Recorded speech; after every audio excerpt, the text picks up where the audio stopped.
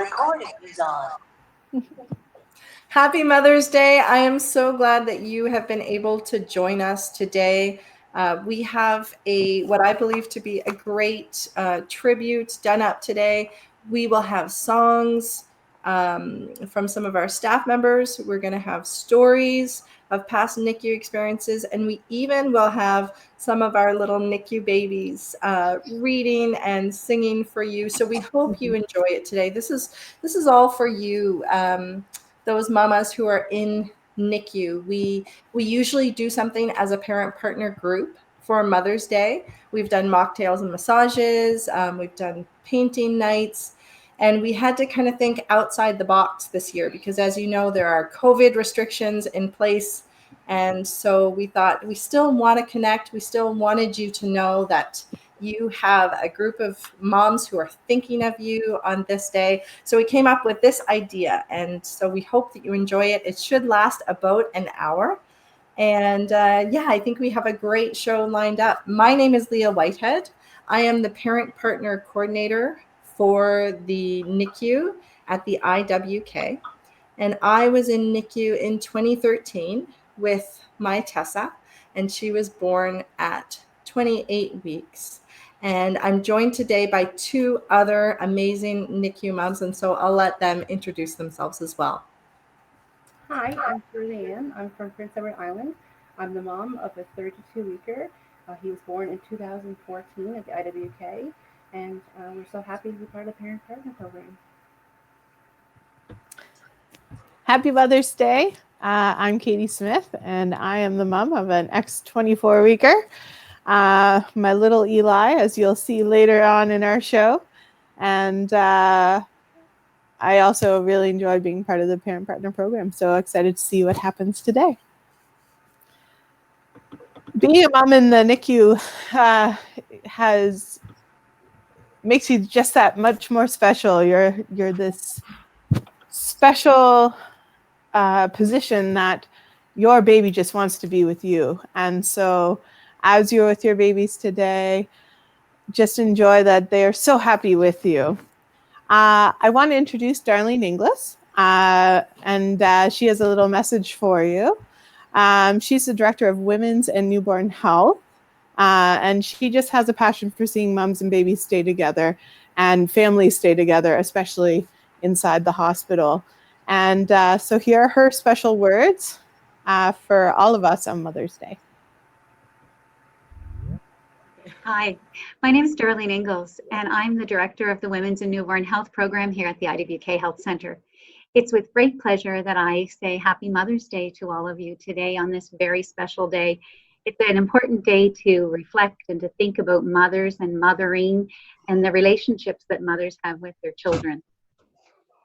I've been a registered nurse for 35 years and have had the privilege to see many interactions with mothers and their babies, and have really seen some joyful interactions as a mother and a baby establish their first relationships together that really are the foundation for lasting a lifetime. It's not easy to do that inside of an intensive care environment. It's intimidating. Mothers and fathers and partners are facing fear. You know, and they're trying to practice motherhood and learn to mother under a microscope with people judging and looking and watching. It's not easy. And I think even mothering in general, I love Dr. Seuss, and I go back to some of the famous quotes of, you know, sometimes the questions are so complex, but the answers are simple. And I'm not saying mothering is simple in any way, but it is really, it's very fundamental in that it's and biological in that it's spending time with. And so if we take away the barriers in the intensive care unit so that we enable parents or mothers specifically to be with, to be present, to become that baby's person, the mom becomes that one, that the person that the baby looks to for security and trust and meeting all of the needs, where the nurse, physician, healthcare provider sort of dances around that and doesn't interfere with it, probably, I would say, the most important thing that we've learned. Still yet to learn. And, I think that that's probably one of the most important things in my career. I often tell a story that I had cared for a baby in intensive care for a long time. Back then it was 3 to 4 or 5 months at times. And a mom had said to me when she left, I don't know what I'm going to do without you. And immediately, instead of feeling pride in my work, I actually, a lot of times that brings me to tears, because I thought how I didn't prepare the mom to feel confident and help her to mother in that environment.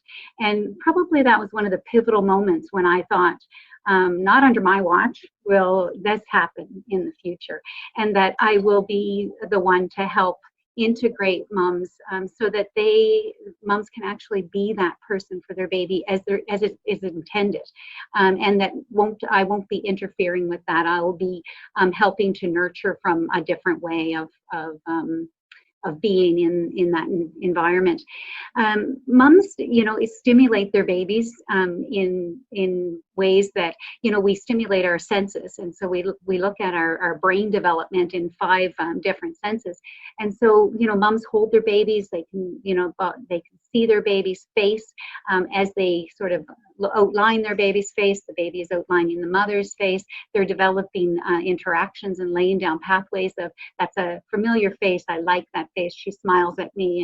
And, at the same time, there's, the sensory input of how do those senses and the early social experiences get under the skin. And that's really through our 5 senses. So that's, when you think about sight and then hearing, we often talk in a high-pitched voice. Babies, from research we know, attuned to what's called a middle C, musical tone. And so mothers, just evolutionary, I think, speak in a higher voice. Babies tune into their mother's voice. They can know their mother's voice. And there's research studies to show that babies recognize their mother's voice at a very early age. The sense of smell. A baby can smell his mother. You can smell the mom's amniotic fluid at birth. Babies can smell mother's breast milk. They attune to breast milk differently from their own mother than other fluids. Mothers smell their babies, and nothing smells better than a baby. So, the other thing is sort of the sense of proprioception, or being in space. Oftentimes mothers pace or rock with their babies and show their babies a soothing and comforting way of being there. And I think one of the most important aspects is touch. And really, touch is really how a lot of our social experiences get under the skin and build our brain and build our development. And there is some good research from neuroscience that touch stimulates the brain in such a way that it does lay down a different type of architecture for pathways of coping and soothing. And so good touch is something that's very important for language development in the future, childhood schooling and studying, and then becoming, a confident human being. And so the sense of touch that, in the neonatal intensive care, that we once would have had babies off touch, sort of not touched, feeling that touch was maybe too stimulating or maybe even damaging. And then we, thankfully realized that the touch that we do as care providers is often caustic. It's often damaging. It's often done with, with it as much love as possible, but it's often assaulting because it causes pain, and it's touch that the infant isn't expecting. Whereas a mother's touch is a different touch. It's a touch of nurturing, and it's a touch of being with, and babies can sense that in a different way. So even if a baby is very, very ill, the most important thing to heal them is to put them in the presence of their mother, hopefully in skin-to-skin contact, so they feel that presence of that healing touch. And that's as important as any medicine. You don't get one crack at it. It's not perfect at first. It's a relationship that builds over time, and it doesn't have to be perfect. And it's, each interaction can start a new trajectory and a new day.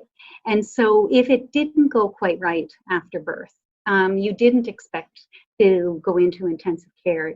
Your baby has been, maybe was cared for by nursing staff, and some of the firsts of were not your first. Those are things that are very deep and hard for a mom to comprehend and to accept. I think we need to be kind to each other. I think we need to be open to you saying, this is my baby. I need to do these things. Please enable me to be present and to do this rather than you do it. Please give me your healthcare provider professional opinion and knowledge, but recognize that this is my baby and this is going to be my child and my baby for a lifetime. And the more that you can help me get to the place of confidence and competence and feeling good about that and having a good sense of self-esteem is going to be important to create, healthy children who then turn into healthy beings and healthy societies. So it really is a benefit to all of us. I think for moms, that's a hard pill to swallow at birth and sort of that whole period in the NICU. I would say speak up. Tell people how you're feeling. And we should be celebrating when you're feeling taking charge, because that's what will protect your child for a lifetime, is that's your job. Sometimes mothers feel like they just have to be on all the time. And it feels like, sometimes people think, what can I possibly know about building this perfect little person? And we aren't perfect beings, and we are resilient as human beings. And so you don't have to get everything right. But it really is, what I would like to leave people with is thinking about, we're always looking for the perfect toy or the perfect program or the perfect thing to buy to help us. And all that's really needed is you. I mean, you stimulate your baby by holding them, by speaking to them, by hearing them, by smelling them. They smell you, they hear you. And so you're everything that they could possibly need. So you don't really, to think about the commercialization of children, you don't need to buy all these things. Everything is at your fingertips, and it's just you and your presence. So for moms who feel that they lack confidence or feel like maybe they don't have quite everything they need to nurture their baby. Nurturing comes with love and compassion, meeting their needs, and you're everything they need. Well, thank you so much for taking the time. I know that you're very busy these days, and I appreciate you taking the time to talk to us on Mother's Day, and also all the work that you're doing. I see you're at work now, and you've been on the front lines through all this, and just speaking on behalf of families, and as someone who has had hospitalized children, I appreciate that all you're doing for families at this time. It's such a pleasure to talk to you. It's something that's really near and dear to my heart.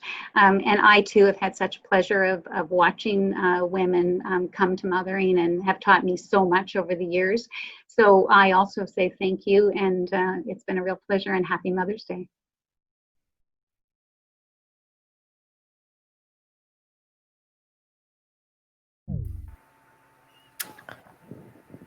I love hearing Darlene talk about that stuff. I could listen to her all day. She's so articulate, and she just loves what she does. So when we were in the NICU speaking with, she was there. It was just comforting. And I love that she has the science to back it up too. The things that we know, or as mothers, I think is instinctive, there's science that says that too. Yes. Yeah, it's very cool. So the next segment is actually a song that we sang to Tessa in NICU, and it's sung by the artist called JJ Heller. And so when we were kind of talking about doing this, I actually emailed her manager and said, would you mind if we use your song? And this is what we're using it for. And I actually heard back from her husband, and he was like, yeah, go for it. That's a great project. So I'm excited to share this today just as something that we sang to Tessa in NICU, and I think the words are really meaningful. And it's called "When I'm With You," and so it's just a lyric video, and hopefully you enjoy. So here it is.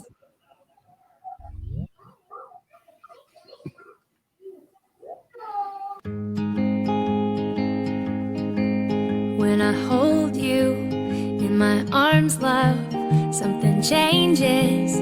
It's the strangest feeling. The things that used to matter, they don't matter to me.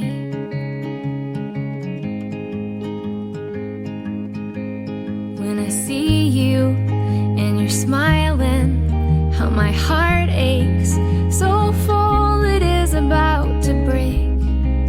You make me believe in love. I could never count all the ways that you change me, baby. Every day the sky is a deeper shade of blue. When I'm with you, when I hear you and you're crying, it resonates, dear, in a place I didn't know was there. You make me believe in love. I could never count all the ways that you change me, baby. Every day the sky is a deeper shade of blue. When I'm with you,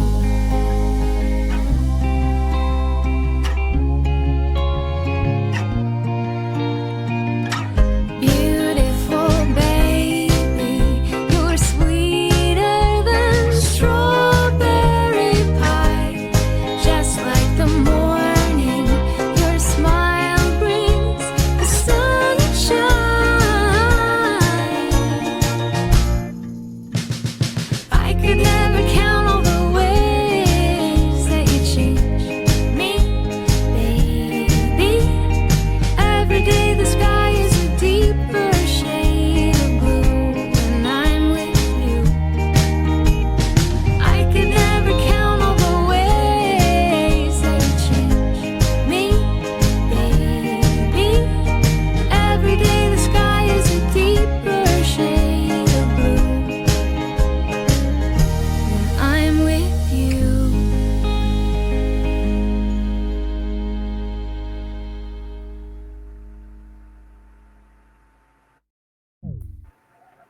That I was should have such a beautiful. mentioned too that I should have mentioned that the pictures in the background were our NICU people, and so some of them you may even recognize because Shirley's family was there for sure. Yeah, I've never heard that song before, and that's beautiful. That was so soothing. Hmm. I got to pull myself together. Yeah, seeing those pictures is wonderful. Like I saw my pictures floating by and other people's, and it just gives me goosebumps. Like the chills of memories. It brings Yes. everything back for sure. Um, this Mother's Day, I'm betting a lot of you are feeling alone, but you're not. One of the things that I love about the Parent Partner Program is we take our experiences and we kind of try to pay it forward. Um, we want you to know we've been there, we've done that, and you can survive it too. And you're going to have good days, you're going to have bad days, but we're always there to support you, whether we're physically beside you or across the miles through a computer. The Parent Partner Program, we kind of got together and did little videos to let you know you're not alone this Mother's Day or any other day that you're in there. So I hope you can enjoy our little presentation for you next.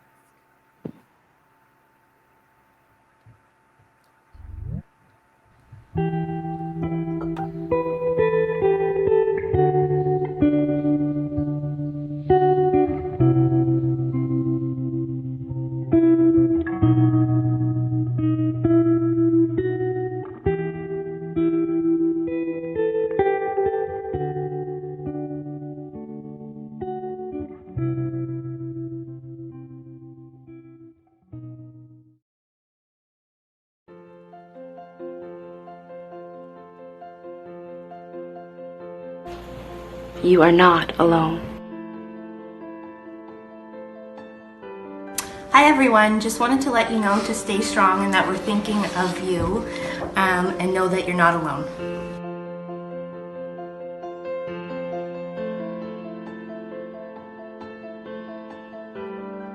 You are not alone.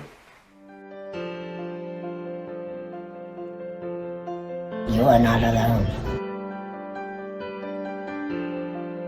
He's now 2.5, and we just wanted to say that we are thinking of you. There isn't a day that goes by that we're not, and we just wanted to let you know that you're not alone.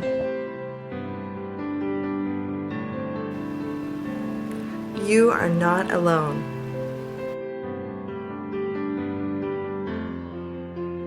You are not alone. You're not alone. You are not You alone. are not alone.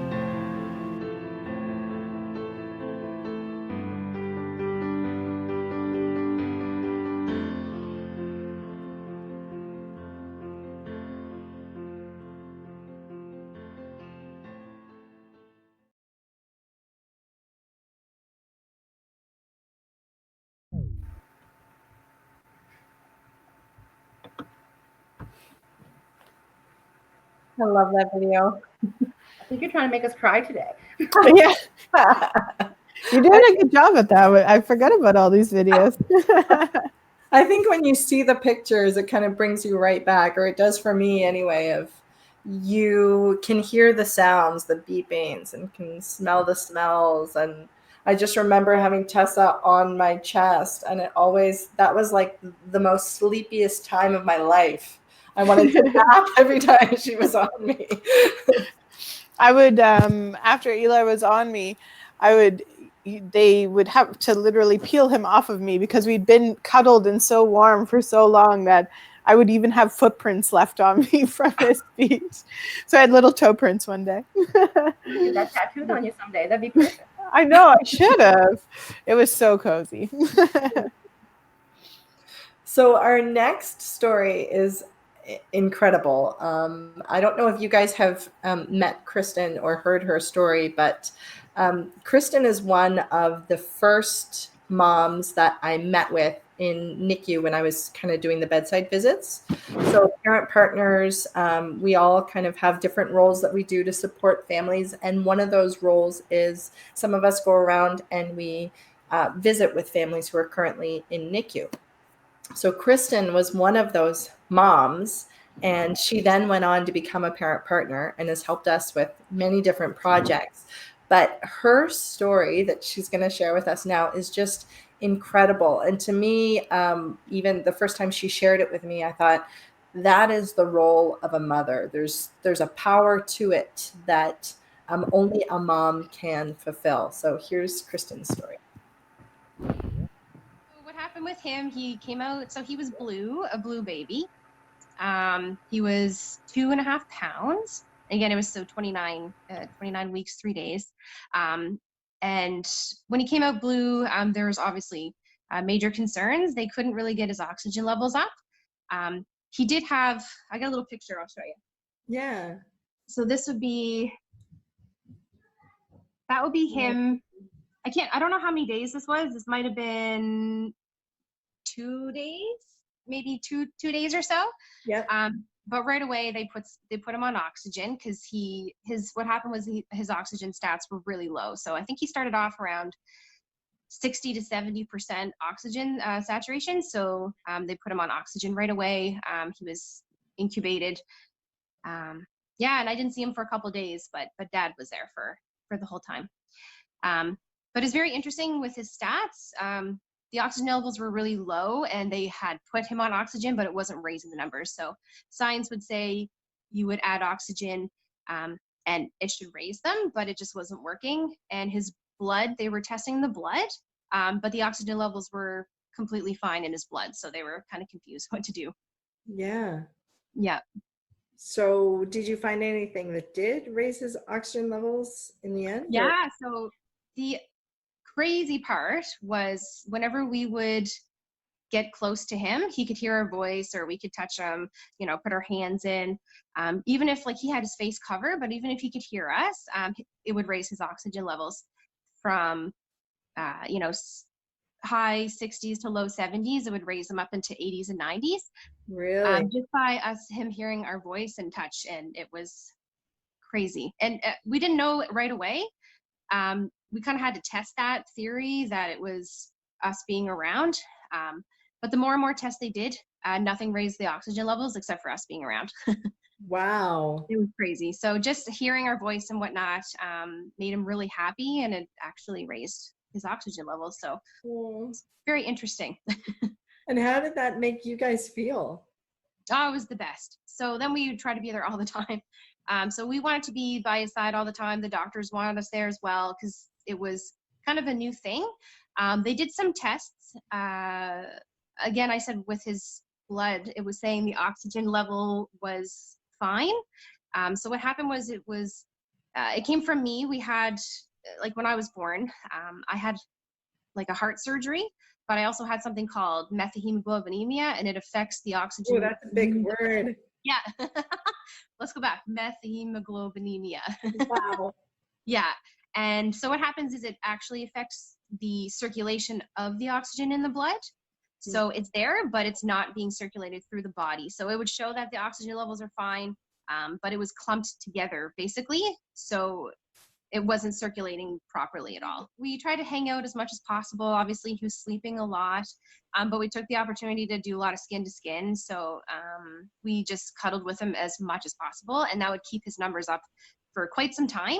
As soon as we'd leave, they would drop, but as soon as we'd show up, and skin to skin was huge. That kept his number. I mean, it would be dinging at like 100 Wow. because they had his numbers set pretty low. So when he would go over, I mean, he would sit at 100 with us for hours. So it was crazy.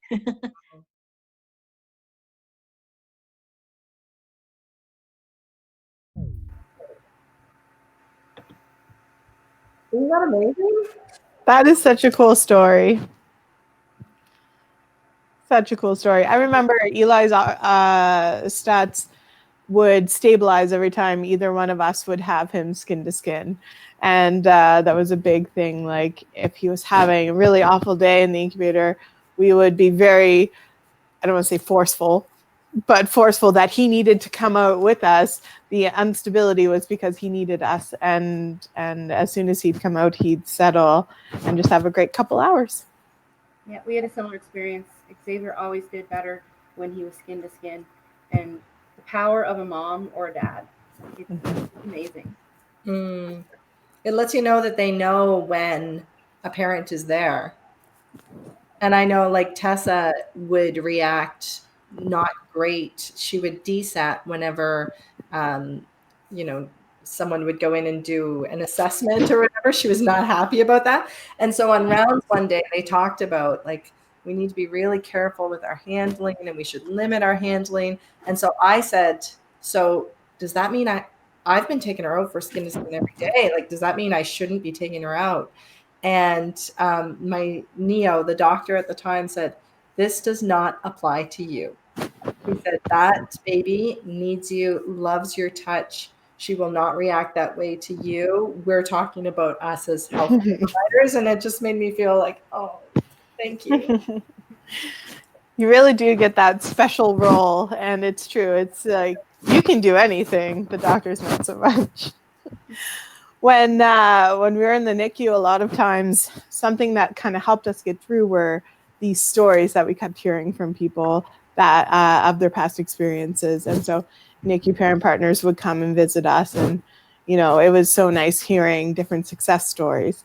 And another thing that the NICU had, I don't know if it's still there, but the NICU had was this Look at Us Now board. And so as people went through perinatal follow-up, they would put, a first picture and the current picture of their baby, and would write about, how far along they were when they were born and anything they went through when they were in the NICU, and then what are they doing now?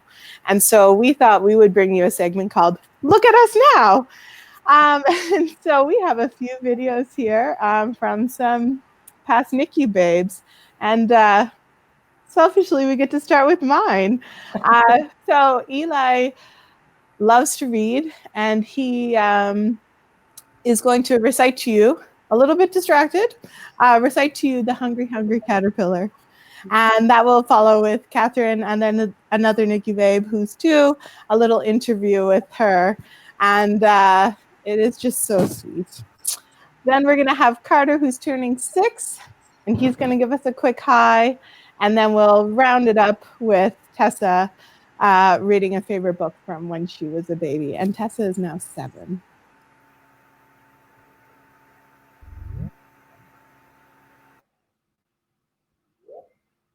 Mom, Daddy Daddy, read it. Can you read the first page?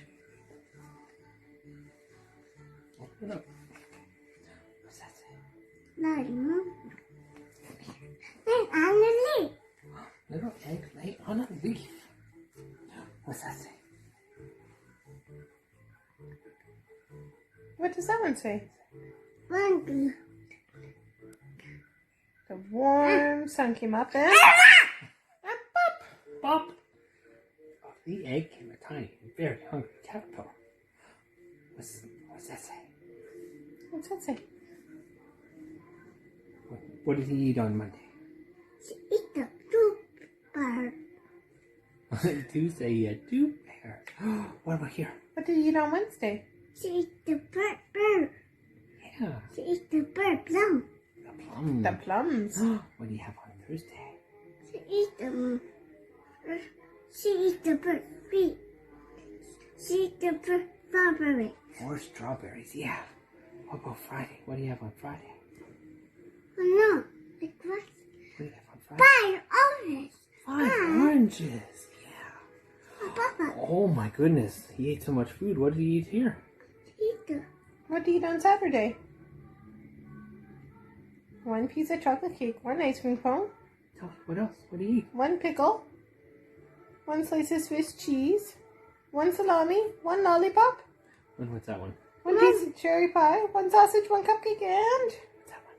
I want watermelon. Watermelon. what did he have I know what that to eat. night? She ate bird leaf. A green leaf. One green leaf. 1 green leaf. Did he feel better? A daddy caterpillar. A daddy caterpillar. Now he wasn't hungry anymore. And he wasn't a little caterpillar anymore. He was a big fat caterpillar. A daddy caterpillar. A daddy caterpillar. And what did he do? Built a small house. Called a cocoon around himself. Stayed inside for more than 2 weeks. Being able to hold in the cocoon, he pushed his way out and... What happened? It's caterpillar. A Butterfly! He was a beautiful butterfly. blah, blah, blah. Fly, fly, fly. Do you want me to do it again? Can you say Happy Mother's Day? Yes. Say Happy Mother's Day. Happy Mother's Day. This reading was done for you by our X24 weeker, Mr. Eli Smith. Hello, my name is Carrie, and this is... No. What's your name? Catherine? How old are you, Catherine? 2. She's 2. And Katie was in the NICU in 2017. We spent 24 days in the NICU. Katie was born at 32 weeks. And I'm just going to ask Katie some questions. She's developed quite the nice personality. Katie, what's your favorite color? Red and blue and red. Blue and red. And what is your favorite food? Grapes and apple. Grapes and apples. And what TV shows do you like to watch? Color and red. Horrid Henry. Color. What's your favorite animal? Cow. Cow And pig. and a pig. Would you like to sing as Old MacDonald? No. Would you like to sing as Old MacDonald? No. Let's sing it. Ready? No. Old MacDonald. No. No? What's your favorite word? No. No. Nothing. Nothing? No. Woo! And that is a 2-year-old, folks.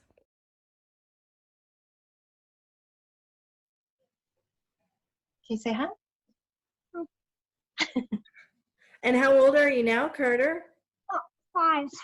5. I hear you'll be turning 6 soon. Yep.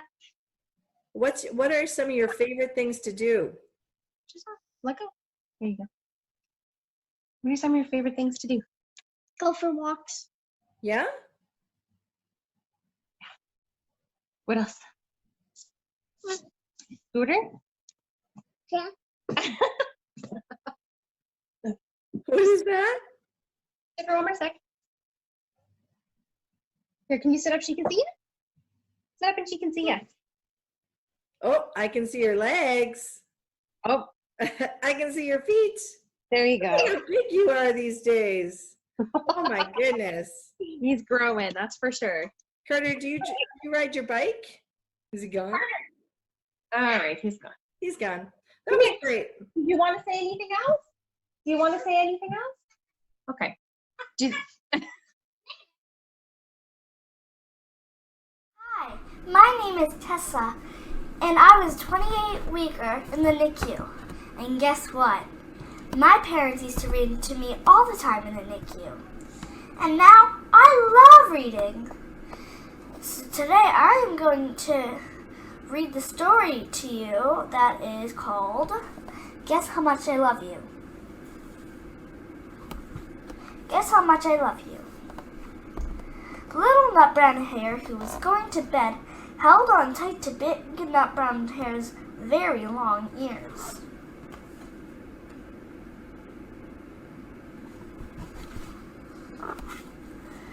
He wanted to be sure that Big Nut Brown Hare was listening. Guess how much I love you, he said. Oh, I don't think I could guess that, said Big Nut Brown Hare.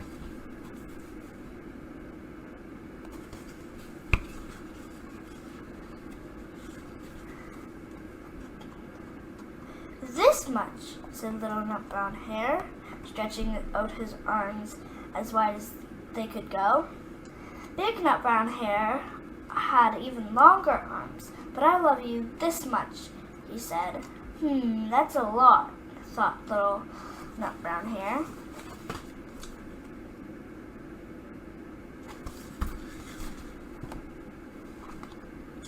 I love you as high as I can reach, said Little Nut Brown Hare. I love you as high as I can reach, said Big Nut Brown Hare. That is very high, thought Little Nut Brown Hare. I wish I had arms like that.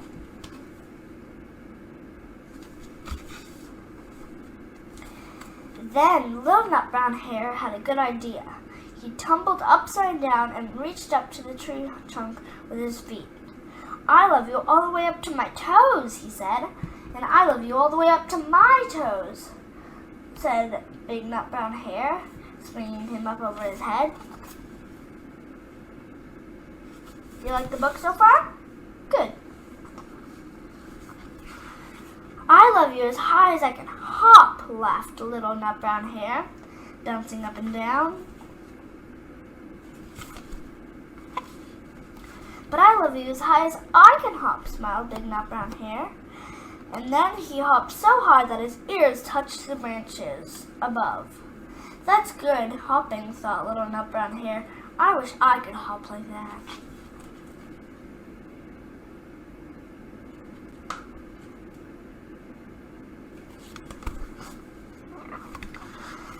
I love you all the way down the lane as far as the river, cried Little Nut Brown Hare. I love you across the rivers and over the hills, said Big Nut Brown Hare.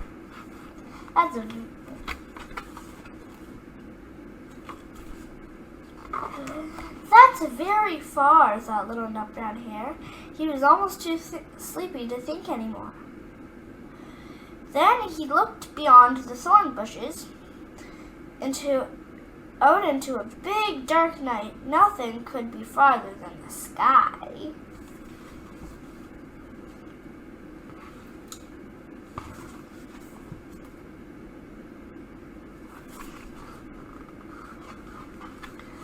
I love you right to the moon, he said, and then closed his eyes. That's far, said Big Nut Brown Hare. That's very, very far. Big Nut Brown Hare settled Little Nut Brown Hare into his bed of leaves. Then he leaned over and kissed him goodnight.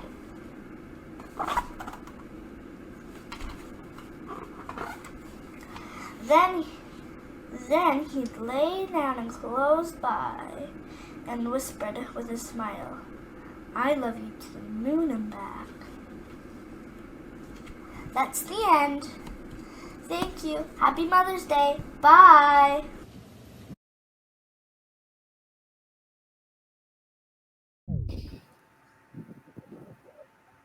She's a character. She's so sweet. All of them, they're so sweet. I know. I love to see when I can keep in touch with people and see babies as they grow. It's amazing. It See how really far is. they've come. It gives you hope if you're a new NICU mom to see that, you might be this tiny now, but watch them grow. And it's going to happen fast, let me tell you. So fast. Way faster than you ever think. Our next little bit of the program is an interview that I had with the NICU manager, and her name is Tanya Bishop. And she's always been a very strong advocate for mothers and babies being together, for families staying together. She actually took the lead in developing the new NICU, which is just incredible, NICU North and NICU South. And she put her whole heart into it. And that's Tanya. She puts her whole heart into everything she does. And we kind of talked about what she was going to say on Mother's Day before we started the tape. And I did feel like we had to talk about COVID a little bit, just because it is such a different time. And I mean, I think for those of us who are at home, it feels different. And certainly in NICU, it would feel different as well, as there's restrictions in place. So we talked about that a little bit, but we didn't want it to be a downer. So you'll hear her talk about how some of the things that have come out of COVID have been surprising and positive. And so this is my interview with Tanya.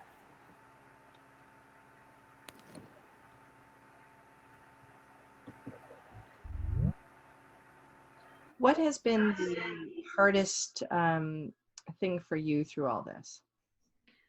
The hardest was when the visiting restrictions changed.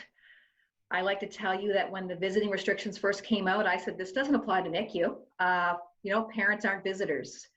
And it became very clear that things were changing in our community with our public health. And we had to make some significant changes to the family dynamic in our unit.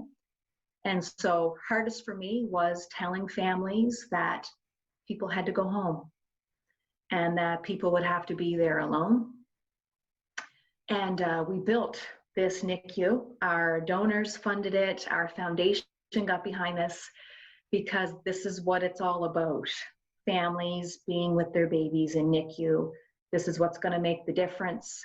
We believe so much in families and that connection. So much so, we put in private bedrooms, pretty much, private bathrooms, the ability to have a double bed, even for another, the siblings to be there. We did so much work on our 8-year journey to dreaming of this, but none of us ever have lived through COVID, have lived through a pandemic, and I would have never known something like this could happen.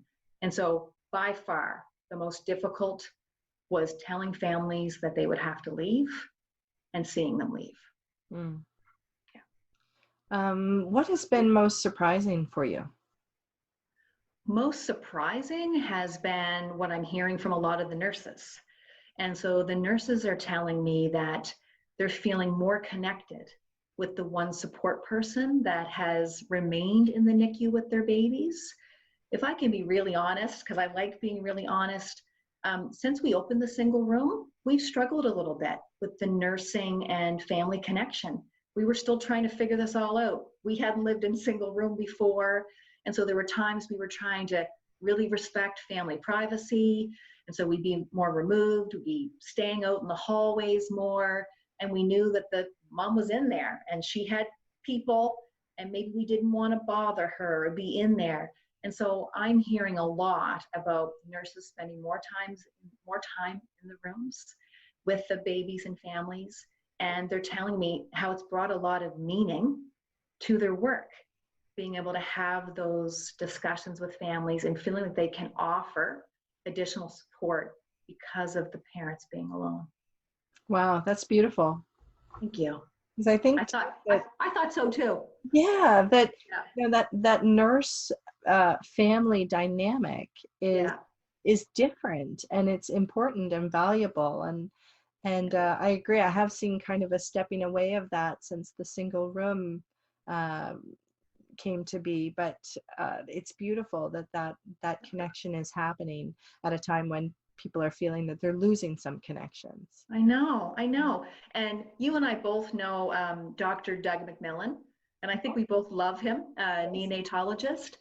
And very early into the COVID, he would have said to us, you know, you need to think about the things that you would like to keep from all of this and the things that you would never want to see again. Right. And so I do think about his words pretty much every day, that there will be things that will come out of this that we will want to keep. Yep. And so just like if now nurses have gotten into the habit of having these stronger connections and feeling more comfortable with being in those rooms and building that, I really hope we're able to hold on to that one. For sure. Yeah.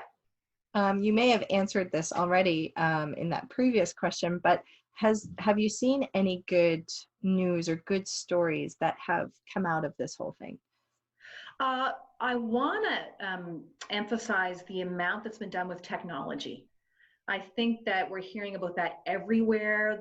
You and I are doing a Zoom interview right now. So in our office lives and in our families, I have a Sunday night family dinner over Zoom with my family every week that I look forward to.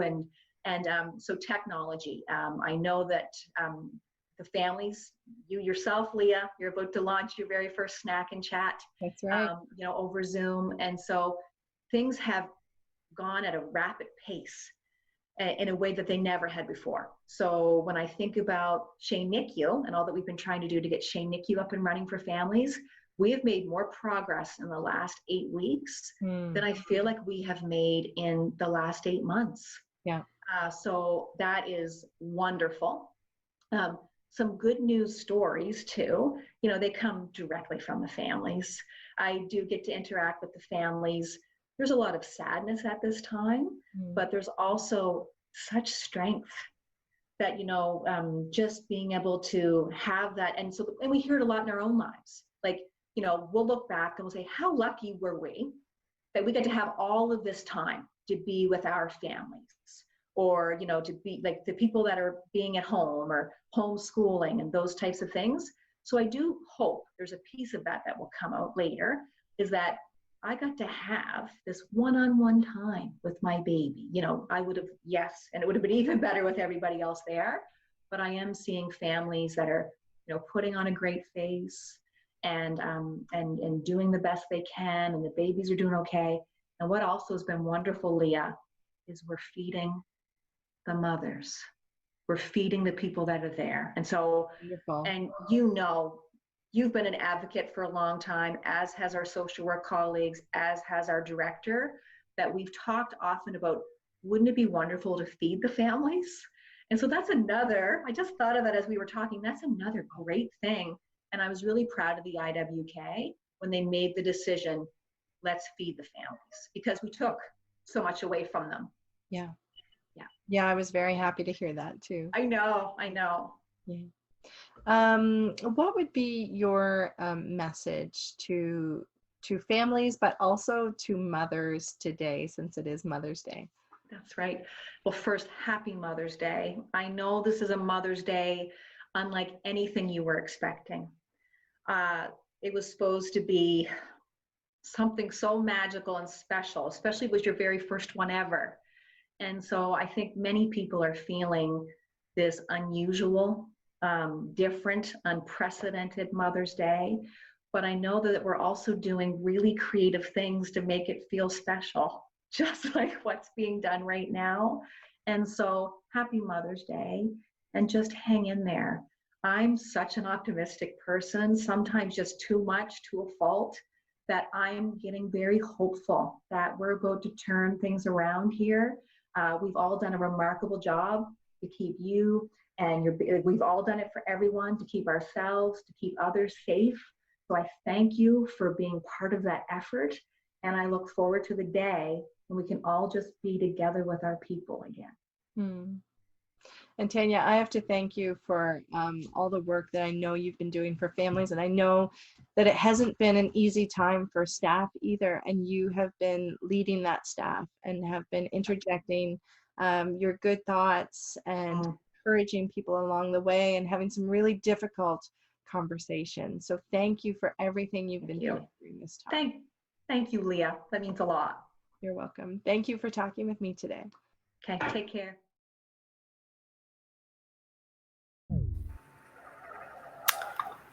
Aww. Those trips for feeding the families, that is amazing. That was a hard trip when I was there. I don't have family down the road that could run me up a meal, so you were off work, you had no money maybe, you had to go down to the cafeteria, feed yourself, give yourself energy, and that is like a blessing that you're feeding them now. I'm sad it took a pandemic to do it, and I hope they can continue to do it maybe in the future, but I think that's amazing. For sure. I know that food, it's always a NICU struggle because you need to be eating healthy when you're in NICU and you need to be looking after yourself. But I know for me, like I never wanted to leave the bedside to eat. And so it would be like James reminding me like, okay, it's 3 p.m. and you haven't had lunch. You need to go eat in order for me to get up and go. So it's awesome that people are able to eat in their baby's environment and with them now. I think that's amazing. Sean used to have to pull me out of the NICU, and then your options were pretty limited if you didn't bring your own lunch. And so I ate a lot of bad, well, delicious, but probably bad for me food. Yeah. I think we want to take some time to talk about music. Music isn't usually something that newborns, they are usually, they hear it in your belly when they say, I don't know how many weeks it is, but when you're pregnant, they can hear sounds, they can hear music. And it's something that they're around in the NICU all the time. But in the NICU, it can be different. Some families are actually bringing in instruments, which I think is amazing. Play the instruments in with the child and let them hear and experience it. Sometimes people just go and start singing together or solo. One of the amazing things that the parent partner group has been doing along with some of the staff, they started up regular music nights. Where was that when I was there? That would have been awesome. The music is available for the families in the family lounge.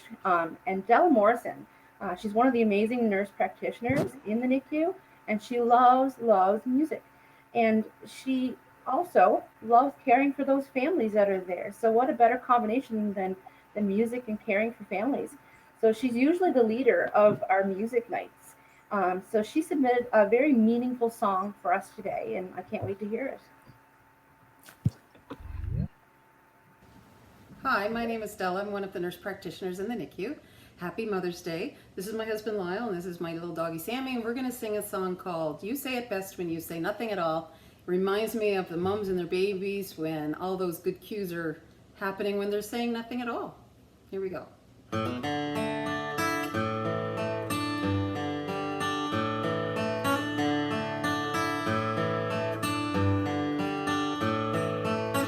It's amazing how you can speak right to my heart. Without saying a word, you light up the dark.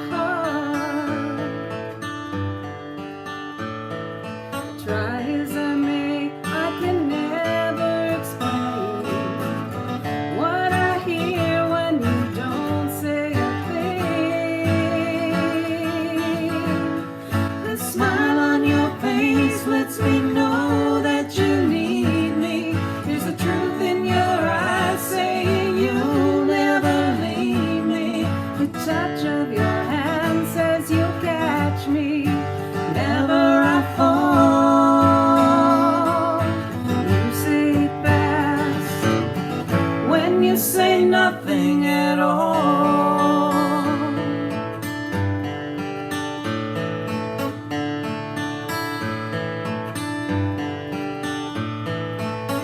All day long I can hear people talking out loud, but when you hold me near, you drown out the crowd.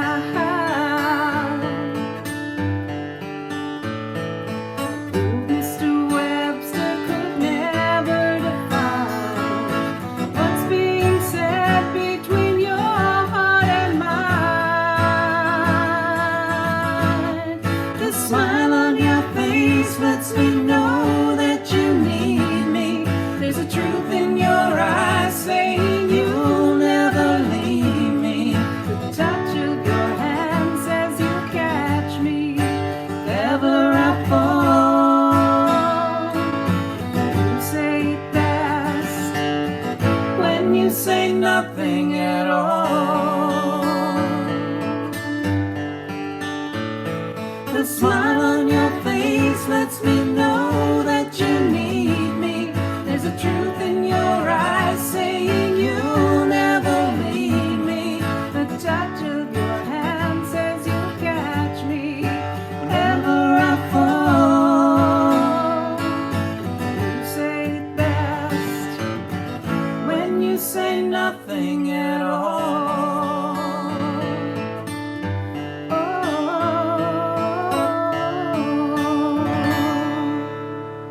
Happy Mother's Day.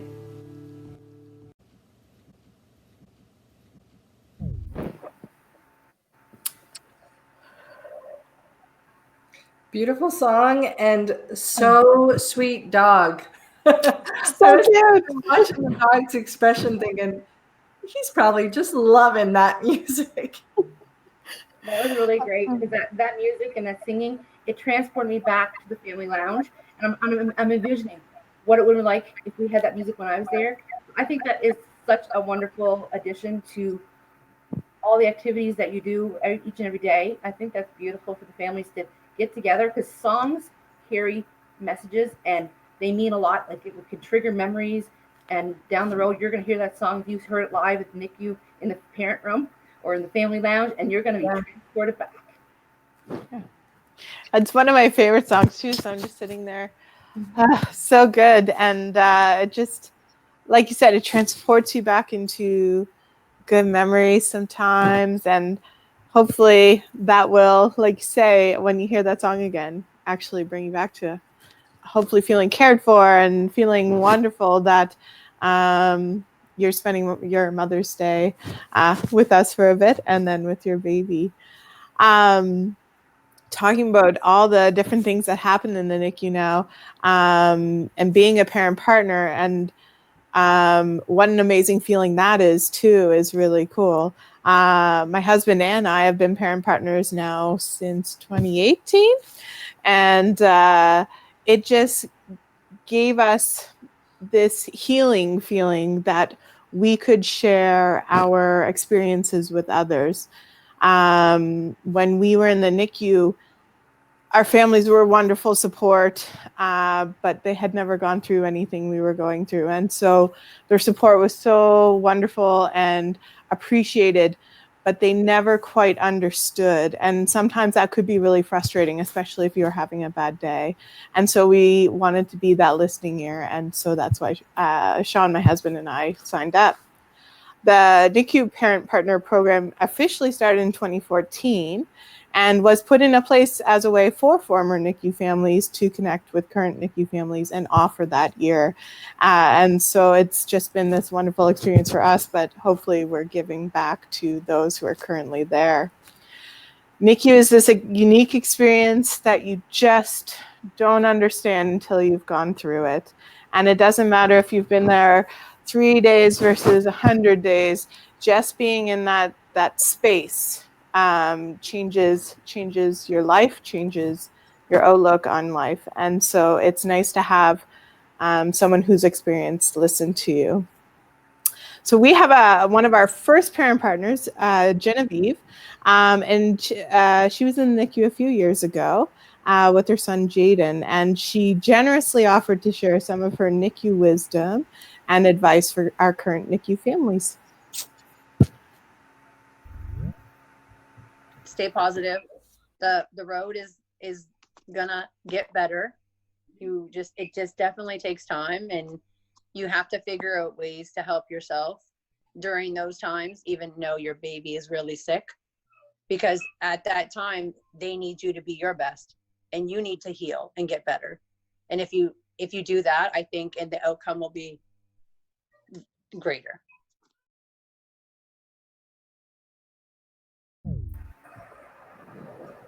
That self-care piece is so important. I know for me, like I'm the kind of person who I need sleep. And so that was a challenge because you'd be up through the night pumping.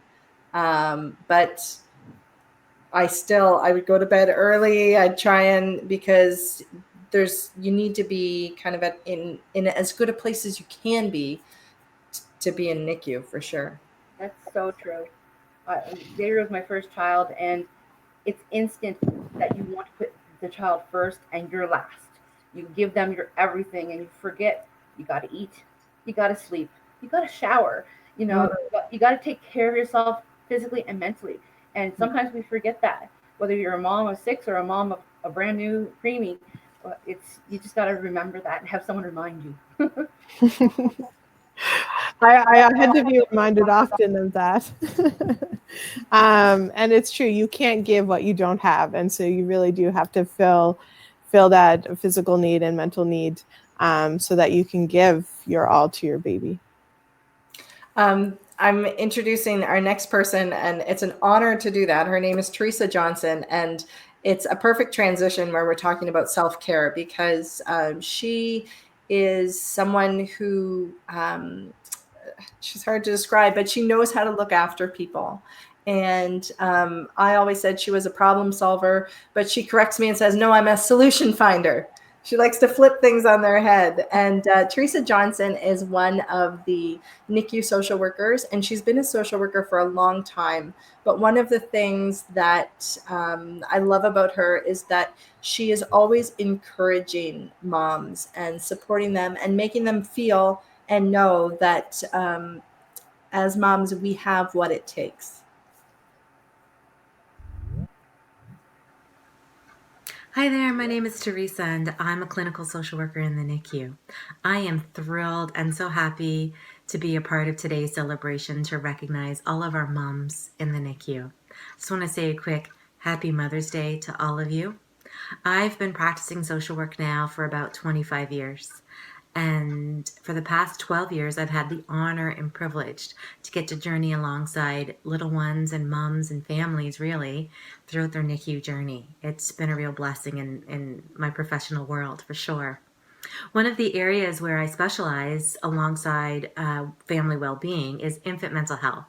Yep, you heard it, infant mental health. Infant mental health is all about relationship building.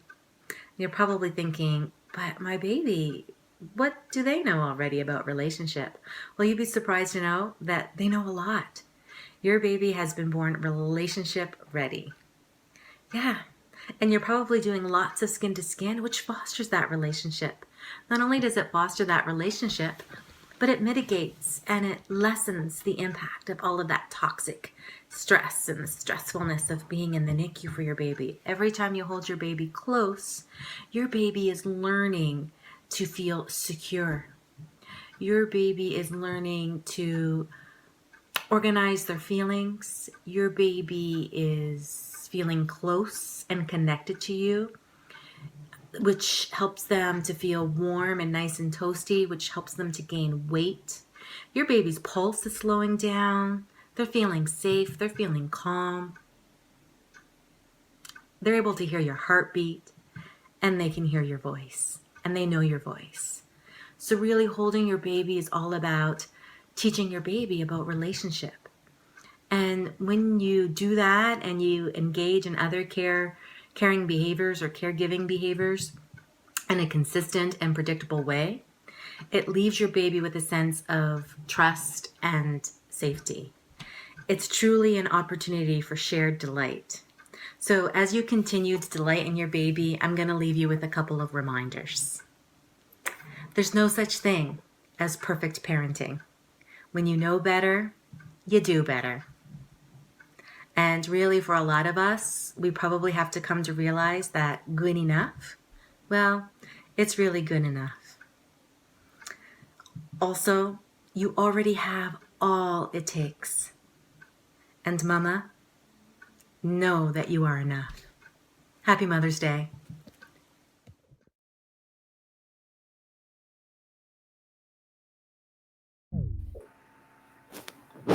Doesn't she make you feel like a superhero as a mom?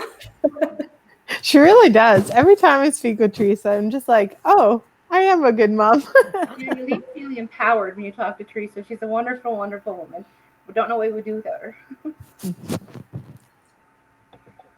So today, it's been a day to honor you, the moms in the NICU. I understand that we possibly have over 20 moms there right now. You know, I hope you feel that this is a special day and that we wanted you to feel special yourself. This may not be your first Mother's Day, or it may be. Either way, we wanted to honor you.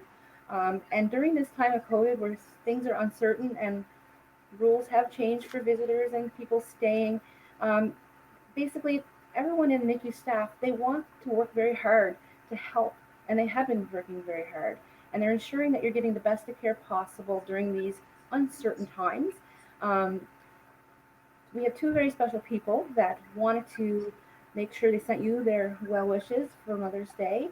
IWK and Haley, they've been working with the families to help them as much as they can, and there's a few words here from them that we'd like you to hear and enjoy your special day. To the mothers celebrating Mother's Day in the NICU, Happy Mother's Day from us, the NICU social workers.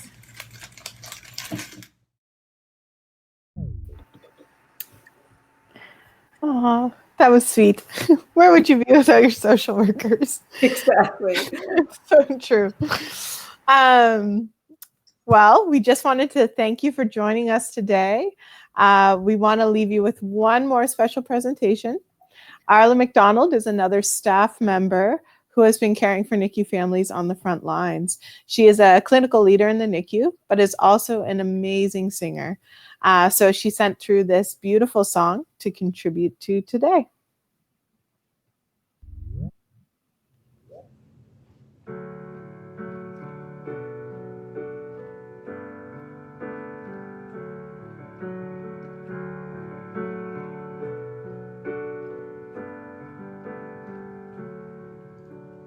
When it rains, it pours, but you didn't even notice.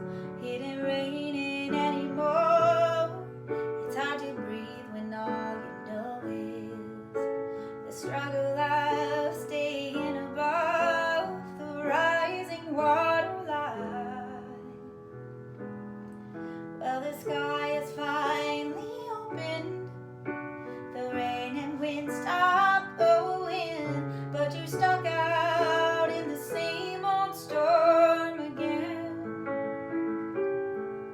You hold tight to your umbrella.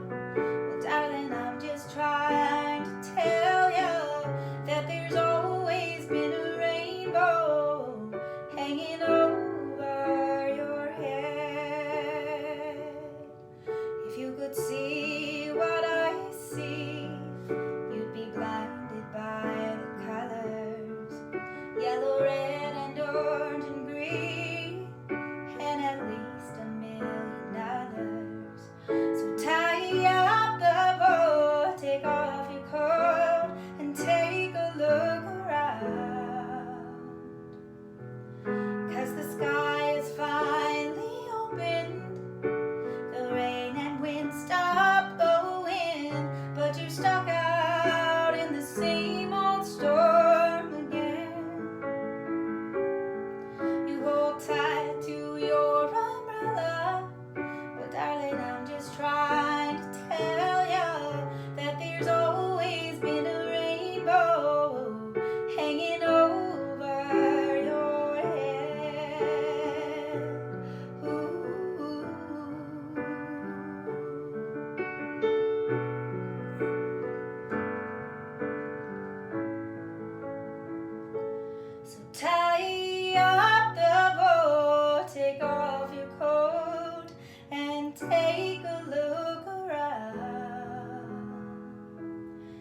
everything is alright now.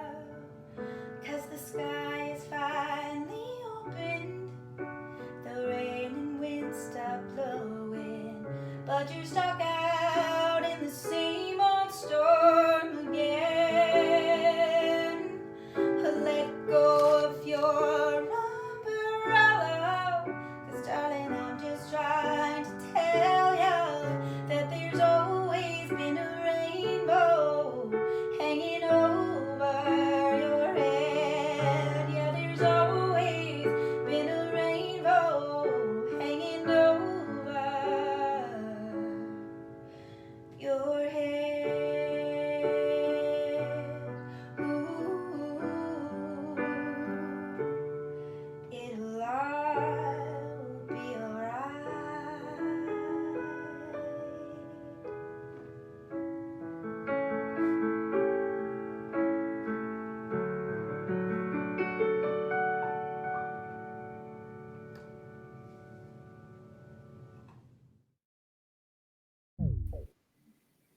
Isn't that amazing? Wow. That's a beautiful song and beautiful singer. I know. I think there's lots of hidden talent in the NICU. Tons. Yes. I can't believe that I think it's been a little over an hour. The time has gone by quickly, but I wanted to thank you for joining us today. And I hope that you enjoyed this. It really took a lot of people to kind of put this together. And so I wanted to thank everyone who contributed videos, who contributed photos, our parent partners who are always so vulnerable and willing to share their stories. I wanted to thank the staff who contributed videos and who are continuing to care for families during this time. I wanted to thank my husband, James, who has been our tech guy today and has kept everything running smoothly. He's worked really hard on this. I wanted to make sure I thanked him, and also wanted to thank you guys, Katie and Shirley Ann. You have been awesome hosts, and I'm so glad that you were willing to join me today on Mother's Day. And I just wanted to wish all our moms out there a happy Mother's Day. Happy Mother's Day, everyone. Thanks for listening to us. Yes. Happy Mother's Day from my NICU family, yours. Happy Mother's Day, everybody.